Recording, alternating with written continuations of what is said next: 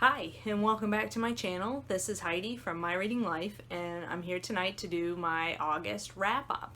Now, in August, I read 12 books total, and that's really good. I think a little bit less than July, but still excellent amount of books. And it was kind of an uneven month. It was like there were a few real clunkers and then a couple of 5 stars. So let's just get into it, and I'll go through what I read. The first thing I finished, I'm going to be looking down because I have my reading log on my lap, so I'll look down a few times. The first thing I completed in August was a nonfiction book called The Signal and the Noise by Nate Silver. And this is a book about statistics and probability. Nate Silver has a website called 538, I think, and he first became well known during the the run-up to the Obama election, and his ability to predict what was going to happen with different parts of different parts of the campaign leading up to the election sort of brought him into the public eye. And this book, in each chapter, he explores different issues where statistics are used a lot to try to determine the probability of an outcome, whether it be earthquakes, hurricanes, presidential elections, stock markets, the gross national GDP, gross domestic product, I think that's what that stands for. So each chapter sort of takes on one of those topics and talks about how well or not we are able to predict outcomes based on statistics. And it was an interesting book, a little slow at times. Some of the chapters I liked better than others. I particularly like the things on the weather, like earthquakes and hurricanes and things like that. I found to be more interesting than, say, stock market. But that's just typical for me because I tend to like science things better than economic things. So, interesting book if you're at all interested in how we use statistics and probability in day-to-day life. The next book I finished was Slipknot, and that was an audiobook that I listened to. Slipknot is the first book in a mystery series by Linda Greenlaw. Linda Greenlaw is a commercial fisherman from Maine who first became famous for, she was the last person to speak to the folks on the boat that went down in The Perfect Storm, the movie, and that was based on a book and a real life story of a crew that all perished during a really bad storm. And she then subsequently wrote her own nonfiction book about fishing, and this book, Slipknot, is her first foray into fiction with a mystery series that takes place in Maine about a woman who had been a police detective in Florida, moves to Maine and becomes an insurance adjuster type person. And the first day in town finds a dead body and gets involved in figuring out who done it. It was enjoyable. It was, one of those, it was perfectly enjoyable, but nothing special. The third book that I completed in the month of August was The Old Man and the Sea by Ernest Hemingway. I have been doing a reading project for several years now, well, pretty much my entire adult life, where I've been trying to complete a list of classics that was given to me by a high school teacher, classics that college-bound students should have read, and I'm still working on the list, which was 3 or 4 pages long, and this book is one of the few that I have left to read. And I picked it up one night at the beginning of August, and I read it all in one go. It was excellent. I really enjoyed it. It sucked me in. The whole saying, pride goeth before the fall, is basically this book of an old man who, has been a fisherman his whole life and has been a successful fisherman, but now he's getting older and he's not so successful, and he feels he has one last chance to catch the big one before he dies, and so he takes some risks and takes some chances, and what happens to him over the course of a few days trying to catch the big one. Really excellent book that makes me understand why Ernest Hemingway is so beloved. I had read A Farewell to Arms before, and oh my god, that book was dry and boring, but I really did enjoy this book, The Old Man and the Sea. This is one of the 5-star reads that I had from August. The next book that I completed was a romance novel, and it's Duchess by Night by Eloisa James. This is in the Desperate Duchesses series, I think is the name of the series, of all interconnected women trying to find their happily ever after. This was a great fluffy read, good vacation read. I read it while I was on a camping trip. I really like Eloisa James's romance novels. They're great fun. And I would definitely recommend, if you like romances or want to give them a try and you like sort of the Regency era type romances, these are great books to check out. The next book I completed was Negroland by Margot Jefferson. This is a nonfiction book in which the author tells the story of growing up in upwardly mobile black neighborhood in near Chicago. Sort of the what's it called, the talented 10th, I guess, is the name for these sort of upper class black families in that time period, and it's all about the rules they have to follow in order to be considered acceptable in white society. I really wanted to like this book. I think the topic is really important, but I really could not hang with Margot Jefferson's writing style. I found it very disjointed, very hard to follow. It sort of switched back and forth between tenses. Sometimes it was unclear whether, who was talking, whether she was sort of talking directly to the audience or whether she was talking about herself in the third person, and it got confusing and it was hard to follow, and it just was not good, guys. It was not good. The topic is important, and for that reason, I could see why people recommend this, but as far as like an enjoyable reading experience, this was not it. This was not a fun, I basically forced myself to finish it, so that's, not the best. The next book I finished was a fiction, State of Wonder by Ann Patchett. This is the first work of fiction that I've read by Ann Patchett. I have read her collection of essays, which I very much enjoyed. The Story of a Happy Marriage or something like that. I really enjoyed that. This book is about a research scientist who goes to the Amazon to try to find out what happened to her colleague who had gone down there to check up on a researcher who's in the Amazon trying to find some cures for different diseases from Amazon plants. The first part of this book was really slow. It was a slow burn. It was definitely very building a sense of dread as to what was going to happen as this researcher that we follow, I can't remember her name, Marina Singh, she goes down to the Amazon, and as she's trying to find her way to the researcher, who is Dr. Anik Swenson, and it's taking her a while to get going into the Amazon, and this sense of dread is building, and something bad's going to happen, and you don't know what. She finally enters the Amazon, and once she enters the Amazon, the pace of the narrative picks up, and it's like you're finding things out one after the other. There's lots of twists and turns. The descriptions of the jungle are awesome. I was completely surprised by a lot of the twists and turns, and then like the last 25 or 50 pages of this book, you can't put it down. You're like, oh my god, I gotta find out what happens. It's like, it will blow your mind. So yeah, all the people that said State of Wonder is an excellent read were right. Definitely check it out, especially if you like sort of science books, fiction books based on science, or explorers, or any of that sort of thing. The Amazon, it's great. Really fun read, really surprising read. Certainly did not end the way I expected it to. The next book I finished was an ebook, The Bone Orchard, which I borrowed from my library.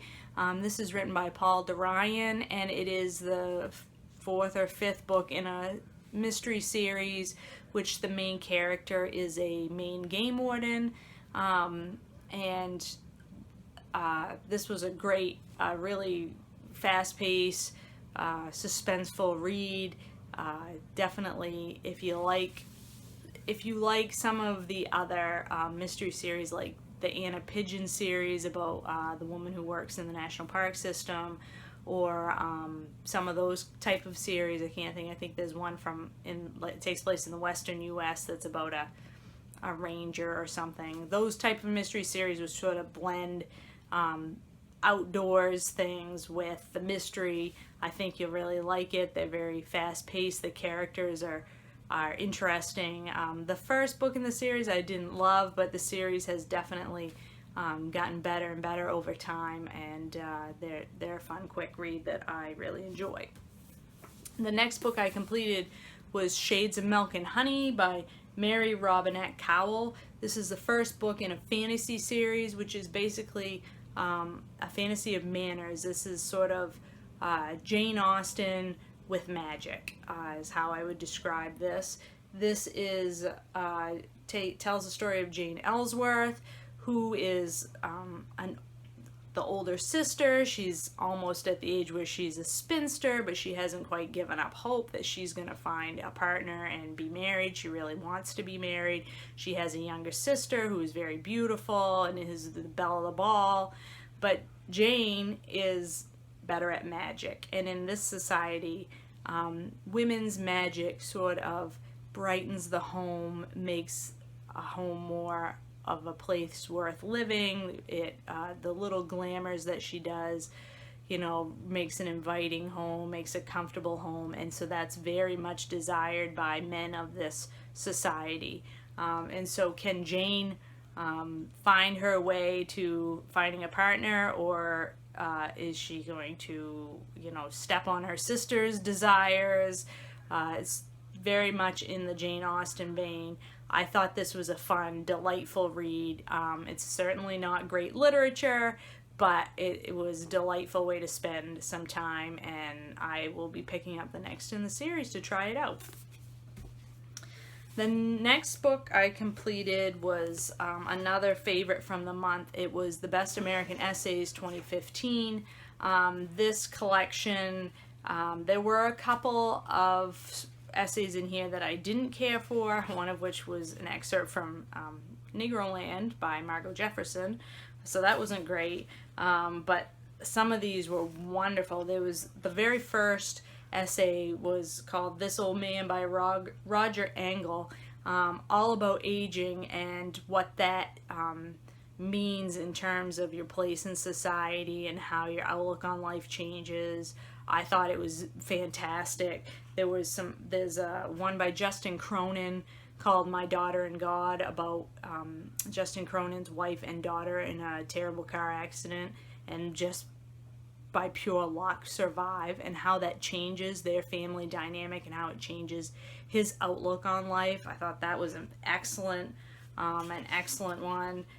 There's Megan Daum, Anthony Doerr, Mark Jacobson, Malcolm Gladwell, David Sedaris, Zadie Smith, Rebecca Solnit, Cheryl Strayed.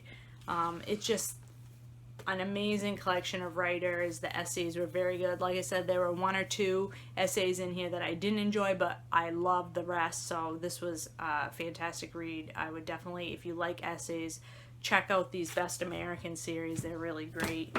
The next book I completed was another audiobook. It was Strangers on a Train by Patricia Highsmith, a suspense novel, a classic, a modern classic. I listened to this book because it is the summer book club pick for the Readers Podcast, which I will link down below to the Readers Podcast for this, so that you could check that out if you want to. The episode hasn't come out yet that discusses Strangers on a Train, but it should be coming up here shortly in the next couple of weeks. I did not love this audiobook, I have to say, unfortunately. I found the protagonist, the sort of bad guy protagonist, Bruno, to be, oh, Jesus, he was a real creep, and every time his like the narrator would go to his part. He was whiny.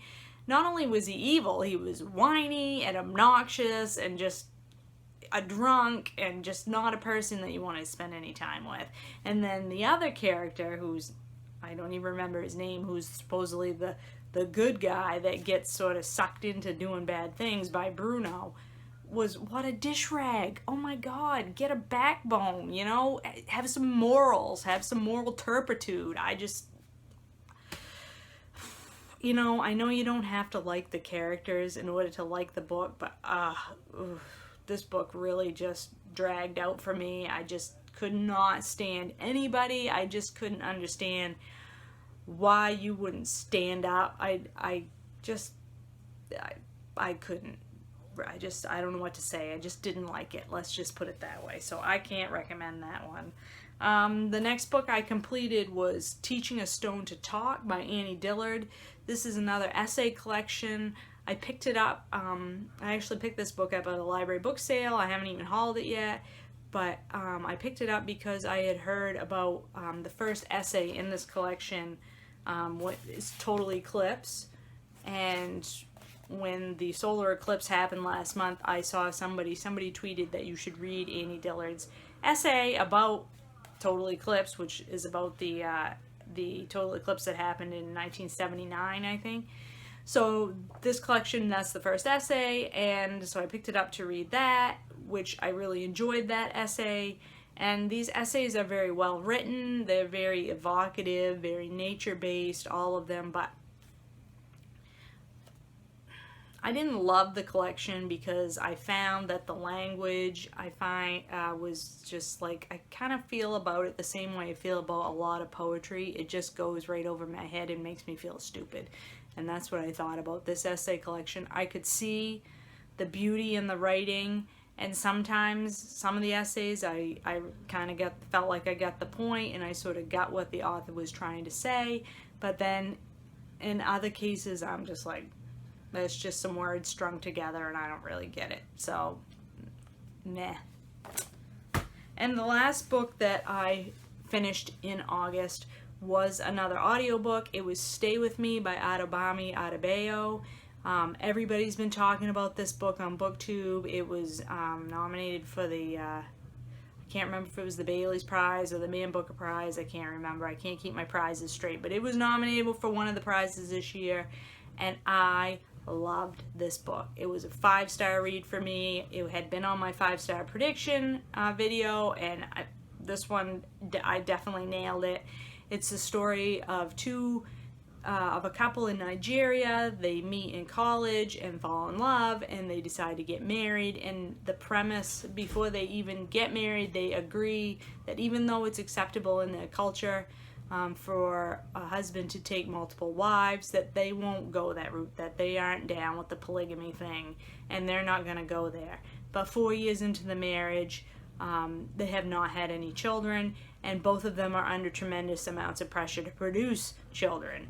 And so the husband decides that yes, he will take a second wife. And the story goes on from there. I don't want to say any more because the twists and turns in this story absolutely surprised me. I didn't see them coming. The audiobook is fantastic. If you can consume this book in audio, I would definitely suggest it. I loved it. It's about, this story tackles not only marriage and what marriage vows mean, but it tackles, you know, the issue of having children and how having children impacts a marriage and a relationship. It's about family and what do you owe to your family. It's about women's rights and women's, you know, what's expected of women in society and why, and how sometimes it's extremely hard to live up to what's expected of you as a woman. I just loved it. It was a fantastic read. I would highly recommend anybody to pick it up. I think it's one of those books that anybody could get enjoyment out of reading. So that was my month of August. Some hits, some misses. You know, that's how it goes when you're a reader. I did enjoy myself for the most part, and I hope that you had a good reading month in August, and I will be back soon with another video, and I will talk to you later.